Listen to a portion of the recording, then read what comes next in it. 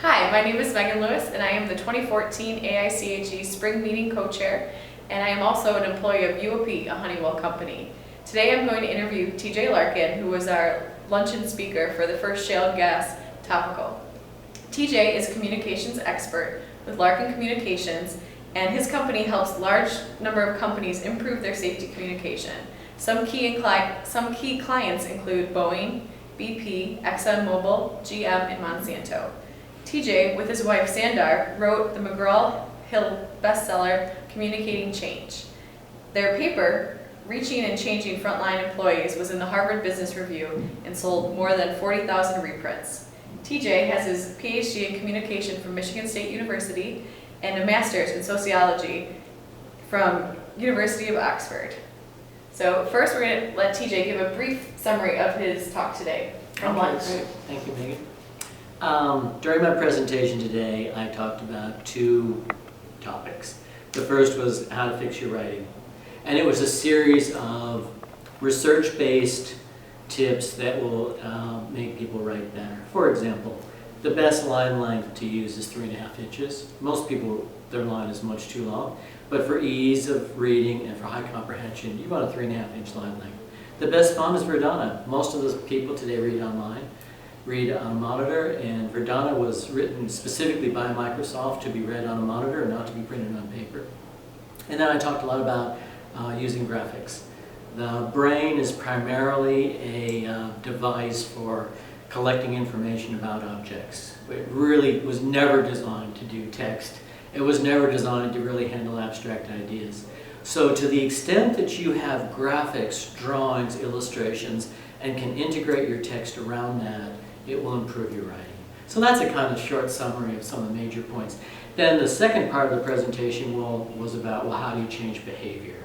And it's the thing that I'm most interested in, and it's really my specialty, was how do you use words to change behavior?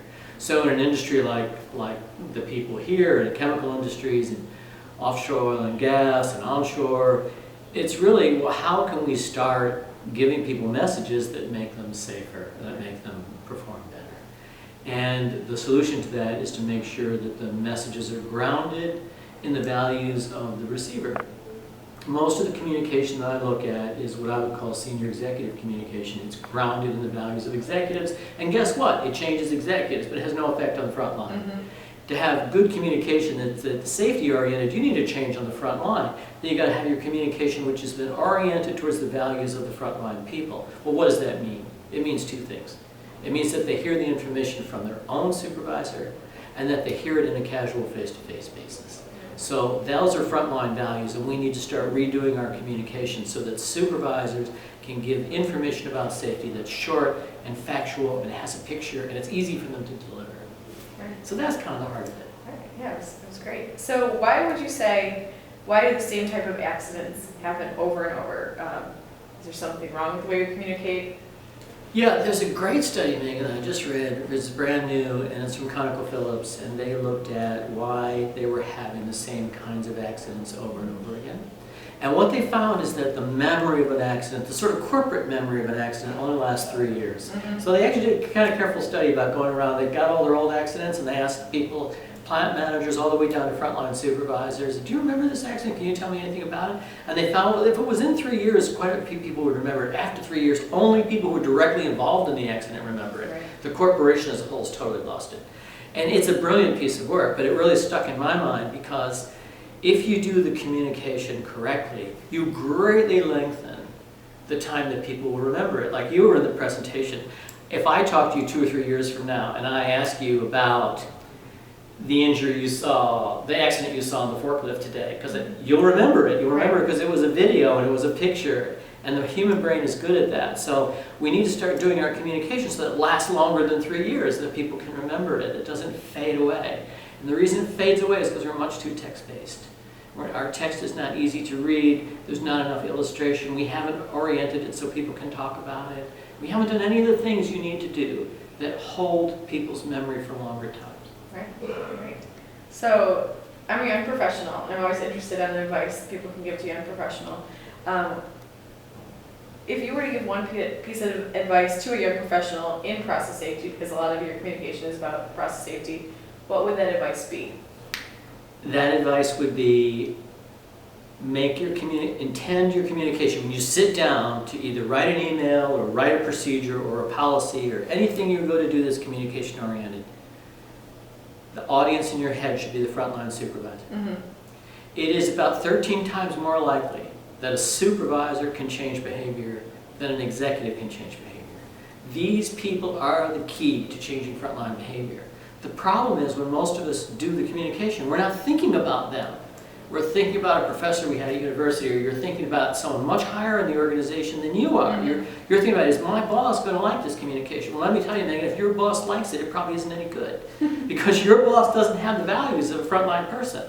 And so it's that when you sit down to do that communication, you've really got to have that image and that in your head of, well, what's a frontline supervisor going to do with this piece of information? Right. That's great advice for people who work in the field. Oh, cool. Thank you. So you've been doing this work since 1985. Are we getting any better at communicating safety? What do you think?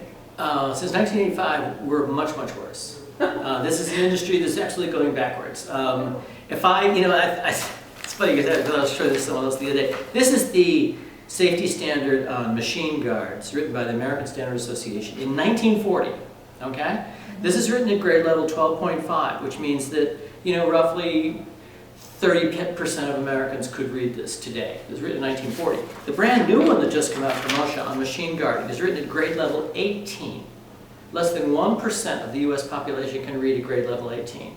In general, our communication has become bizarrely complex and difficult. The writing, the way the line length, the number of paragraphs, the number of sentences, we've really gone backward in a big way. In the 1940s and 1950s, people were thinking more about, well, how is a regular person going to use this? They thought about that. Today what we think about is, how can I make this like as pompous as possible? Right? How can I make this sound like really intellectual? And in the process of doing that, we've destroyed the communication. I actually work in an area that's going backwards fast. We're down, the average safety standard in oil and gas is written at grade level 14. And only 17% of the US public can read at that level. And that's the average one. And so, I think we're getting worse every year. Yeah, well, it's unfortunate. Hopefully you can turn that around. I'll try. But yes, well, thank you very much. Those are all the questions we have, and thank you for your time. Oh, it was a pleasure. I was happy to be here. Thank you very much.